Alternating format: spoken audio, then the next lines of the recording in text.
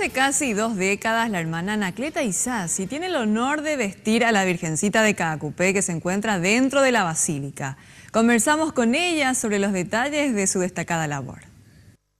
A uno una cosa que cuánta gente que quiere tocar a la Virgen, quiere tocar, quiere, de lejos están mirando a la Virgen y yo tocando, vistiendo, estando ahí, toda esa cosa es una cosa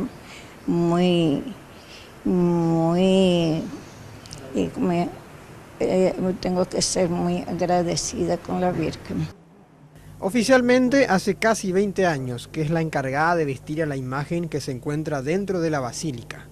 El actual traje fue confeccionado por las hermanas carmelitas. Accedimos al último atuendo que usó la Virgen, que precisamente es azul por el color de su vestimenta. Es una tela gamuzada, bastante fina, con accesorios tradicionales que porta este atuendo, y algunas partes con cuerina.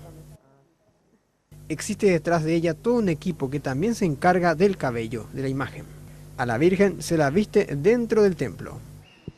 No hacemos rápido, tenemos que hacer y rezando también. Mucho cuidado y delicadeza. Sí, delicadeza, rezando también y trabajar en silencio, no estando la gente.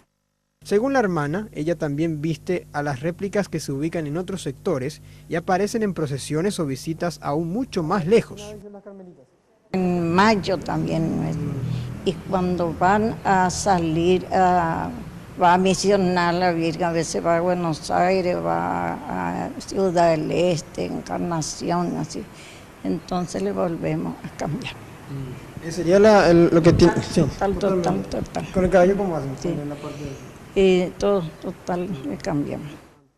La hermana Anacleta Isasi ejerce su labor religiosa también en el Colegio Cristo Rey de la capital espiritual del país.